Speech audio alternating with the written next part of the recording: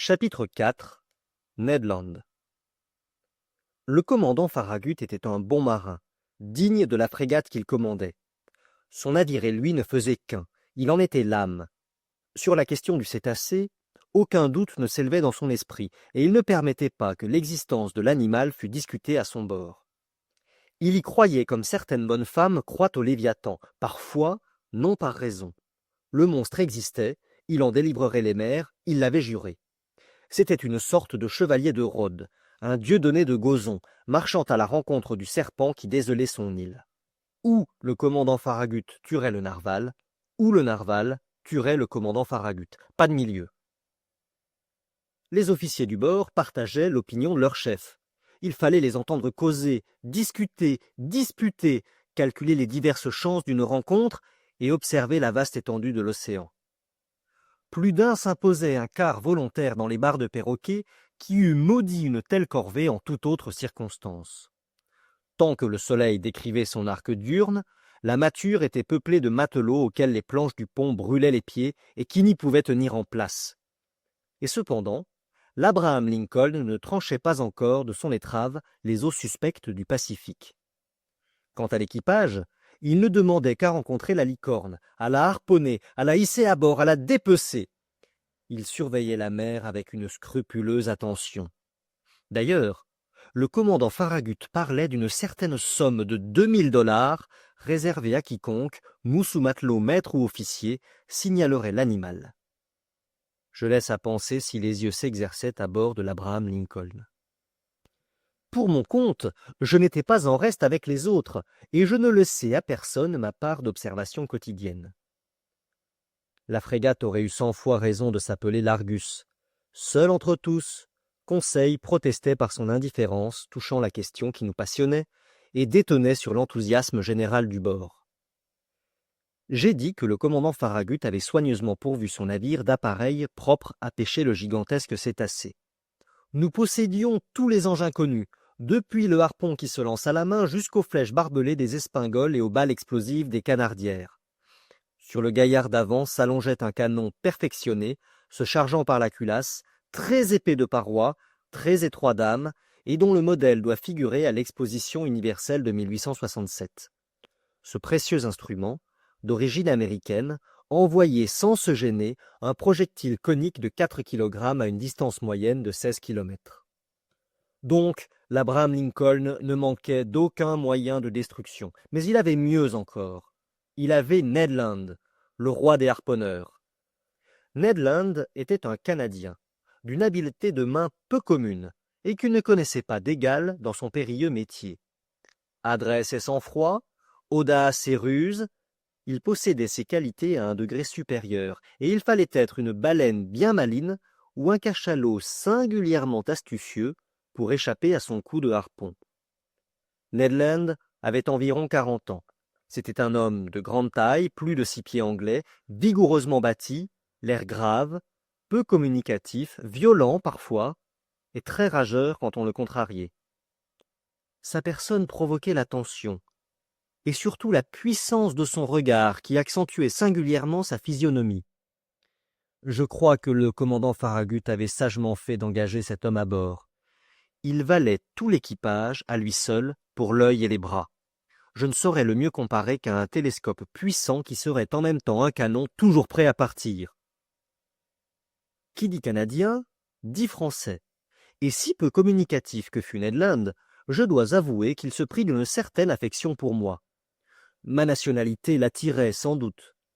C'était une occasion pour lui de parler, et pour moi d'entendre cette vieille langue de Rabelais qui est encore en usage dans quelques provinces canadiennes. La famille du harponneur était originaire de Québec et formait déjà une tribu de hardis pêcheurs à l'époque où cette ville appartenait à la France. Peu à peu, Ned prit goût à causer et j'aimais à entendre le récit de ses aventures dans les mers polaires. Il racontait ses pêches et ses combats avec une grande poésie naturelle. Son récit prenait une forme épique, et je croyais écouter quelque Homère canadien chantant l'Iliade des régions hyperboréennes. Je dépeins maintenant ce hardi compagnon tel que je le connais actuellement. C'est que nous sommes devenus de vieux amis, unis de cette inaltérable amitié qui naît et se cimente dans les plus effroyayantes conjonctures. Ah, brave Ned, je ne demande qu'à vivre 100 ans encore pour me souvenir plus longtemps de toi. Et maintenant, quelle était l'opinion de Ned Land sur la question du monstre marin? Je dois avouer qu'il ne croyait guère à la licorne, et que seul à bord il ne partageait pas la conviction générale. Il évitait même de traiter ce sujet sur lequel je crus devoir l'entreprendre un jour. Par une magnifique soirée du 30 juillet, c'est-à-dire 3 semaines après notre départ, la frégate se trouvait à la hauteur du Cap Blanc, à 30 milles sous le vent des côtes Patagones. Nous avions dépassé le tropique du Capricorne, et le détroit de Magellan s'ouvrait à moins de 700 milles dans le sud. Avant 8 jours, l'Abraham Lincoln sillonnerait les flots du Pacifique. Assis sur la dunette, Ned Land et moi, nous causions de choses et d'autres, regardant cette mystérieuse mer dont les profondeurs sont restées jusqu'ici inaccessibles au regard de l'homme. J'amenais tout naturellement la conversation sur la licorne géante, et j'examinais les diverses chances de succès ou d'insuccès de notre expédition. Puis, voyant que Ned me laissait parler sans trop rien dire, je le poussai plus directement. « Comment, Ned ?» lui demandai-je. « Comment pouvez-vous ne pas être convaincu de l'existence du cétacé que nous poursuivons? Avez-vous donc des raisons particulières de vous montrer si incrédule ?» Le harponneur me regarda pendant quelques instants avant de répondre, frappa de sa main son large front par un geste qui lui était habituel, ferma les yeux, comme pour se recueillir, et dit enfin « Peut-être bien, monsieur Aronnax. Cependant, Ned, vous, un baleinier de profession, vous qui êtes familiarisé avec les grands mammifères marins, vous dont l'imagination doit aisément accepter l'hypothèse de cétacés énormes, vous devriez être le dernier à douter en de pareilles circonstances. »« C'est ce qui vous trompe, monsieur le professeur, » répondit Ned. « Que le vulgaire croit à des comètes extraordinaires qui traversent l'espace, ou à l'existence de monstres antédiluviens qui peuplent l'intérieur du globe, passe encore. Et si l'astronome ni le géologue n'admettent de telles chimères. De même le baleinier. J'ai poursuivi beaucoup de cétacés, j'en ai harponné un grand nombre, j'en ai tué plusieurs, mais si puissants et si bien armés qu'ils fussent, ni leur queue, ni leur défense n'auraient pu entamer les plaques de tôle d'un steamer. Cependant, Ned, on cite des bâtiments que la dent du narval a traversés de part en part. Des navires en bois, c'est possible, répondit le Canadien, et encore, je ne les ai jamais vus. Donc, jusqu'à preuve contraire, je nie que baleine, cachalot ou licorne puissent produire un pareil effet. Écoutez-moi, Ned. Non, monsieur le professeur, non. Tout ce que vous voudrez, excepté cela. Un poulpe gigantesque, peut-être. Encore moins, Ned. Le poulpe n'est qu'un mollusque et ce nom même indique le peu de consistance de ses chairs. Eût-il 500 pieds de longueur, le poulpe, qui n'appartient point à l'embranchement des vertébrés, est tout à fait inoffensif pour des navires tels que le Scotia ou l'Abraham Lincoln. Il faut donc rejeter au rang des fables les prouesses des krakens ou autres monstres de cette espèce. Alors, monsieur le naturaliste, reprit Ned Land d'un ton assez narquois, vous persistez à admettre l'existence d'un énorme cétacé. Oui, Ned. Je vous le répète avec une conviction qui s'appuie sur la logique des faits. Je crois à l'existence d'un mammifère puissamment organisé, appartenant à l'embranchement des vertébrés, comme les baleines, les cachalots ou les dauphins, et muni d'une défense cornée dont la force de pénétration est extrême. Hum, fit le harponneur en secouant la tête de l'air d'un homme qui ne veut pas se laisser convaincre. Remarquez, mon digne Canadien, repris-je, que si un tel animal existe, s'il habite les profondeurs de l'océan, s'il fréquente les couches liquides situées à quelques miles au-dessous de la surface des eaux, il possède nécessairement un organisme dont la solidité défie toute comparaison.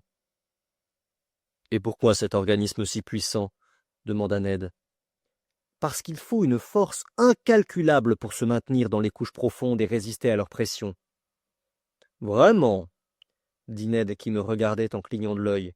« Vraiment, et quelques chiffres vous le prouveront sans peine. »« Oh, les chiffres, » répliqua Ned. « On fait ce qu'on veut avec les chiffres. » En affaires, Ned, mais non en mathématiques. Écoutez-moi. Admettons que la pression d'une atmosphère soit représentée par la pression d'une colonne d'eau haute de 32 pieds. En réalité, la colonne d'eau serait d'une moindre hauteur puisqu'il s'agit de l'eau de mer, dont la densité est supérieure à celle de l'eau douce. Eh bien, quand vous plongez, Ned, autant de fois 32 pieds d'eau au-dessus de vous, autant de fois votre corps supporte une pression égale à celle de l'atmosphère, c'est-à-dire de kilogrammes par chaque centimètre carré de sa surface. Il suit de là qu'à 320 pieds, cette pression est de 10 atmosphères, de 100 atmosphères à 3200 pieds et de 1000 atmosphères à 32 000 pieds, soit 2 lieues et demie environ. Ce qui équivaut à dire que si vous pouviez atteindre cette profondeur dans l'océan, chaque centimètre carré de la surface de votre corps subirait une pression de 1000 kilogrammes. Or, mon brave Ned, savez-vous ce que vous avez de centimètres carrés en surface? Je ne m'en doute pas, monsieur Aronnax. Environ 17 000. Tant cela. Et comme en réalité la pression atmosphérique est un peu supérieure au poids d'un kilogramme par centimètre carré, vos 17 000 centimètres carrés supportent en ce moment une pression de 17 568 kilogrammes. Sans que je m'en aperçoive? Sans que vous vous en aperceviez. Et si vous n'êtes pas écrasé par une telle pression, c'est que l'air pénètre à l'intérieur de votre corps avec une pression égale. De là, un équilibre parfait entre la poussée intérieure et la poussée extérieure, qui se neutralisent, ce qui vous permet de les supporter sans peine. Mais dans l'eau, c'est autre chose. Oui, je comprends, répondit Ned devenu plus attentif. Parce que l'eau m'entoure et ne me pénètre pas. Précisément, Ned. Ainsi donc, à 32 pieds au-dessous de la surface de la mer, vous subiriez une pression de 17 568 kg, à 320 pieds 10 fois cette pression, soit 175 680 kg, à 3200 pieds 100 fois cette pression, soit 1756 800 kg, à 32 000 pieds enfin, 1000 fois cette pression, soit 17 568 000 kg. C'est-à-dire que vous seriez aplati comme si l'on vous retirait des plateaux d'une machine hydraulique. « Diable !» fit Ned. « Eh bien, mon digne harponneur, si des vertébrés longs de plusieurs centaines de mètres et gros à proportion se maintiennent à de pareilles profondeurs, eux dont la surface est représentée par des millions de centimètres carrés, c'est par milliards de kilogrammes qu'il faut estimer la poussée qu'ils subissent. Calculez alors quelle doit être la résistance de leur charpente osseuse et la puissance de leur organisme pour résister à de telles pressions. « Il faut, répondit Ned Land, qu'ils soient fabriqués en plaques de tôle de 8 pouces, comme les frégates cuirassées. Comme vous dites, Ned. Et songez alors aux ravages que peut produire une pareille masse lancée avec la vitesse d'un express contre la coque d'un navire. Oui, en effet, peut-être, répondit le Canadien, ébranlé par ces chiffres, mais qui ne voulait pas se rendre. « Eh bien, vous ai-je convaincu ?»« Vous m'avez convaincu d'une chose, monsieur le naturaliste, c'est que si de tels animaux existent au fond des mers, il faut nécessairement qu'ils soient aussi forts que vous le dites. »« Mais s'ils n'existent pas, entêté Harponneur, comment expliquez-vous l'accident arrivé au Scotia ?»« C'est peut-être... dit Ned hésitant. « Allez donc !»« Parce que... ça n'est pas vrai ?» répondit le Canadien en reproduisant sans le savoir une célèbre réponse d'Arago. Mais cette réponse prouvait l'obstination du harponneur et pas autre chose. Ce jour-là, je ne le poussai pas davantage. L'accident du Scotia n'était pas niable. Le trou existait si bien qu'il avait fallu le boucher. Et je ne pense pas que l'existence d'un trou puisse se démontrer plus catégoriquement. Or, ce trou ne s'était pas fait tout seul. Et puisqu'il n'avait pas été produit par des roches sous-marines ou des engins sous-marins, il était nécessairement dû à l'outil perforant d'un animal. Or, suivant moi, et pour toutes les raisons précédemment déduites, cet animal appartenait à l'embranchement des vertébrés, à la classe des mammifères, au groupe des pisciformes, et finalement à l'ordre des cétacés. Quant à la famille dans laquelle il prenait rang, baleines, cachalots ou dauphins, quant au genre dont il faisait partie, quant à l'espèce dans laquelle il convenait de le ranger, c'était une question à élucider ultérieurement. Pour la résoudre, il fallait disséquer ce monstre inconnu. Pour le disséquer, le prendre.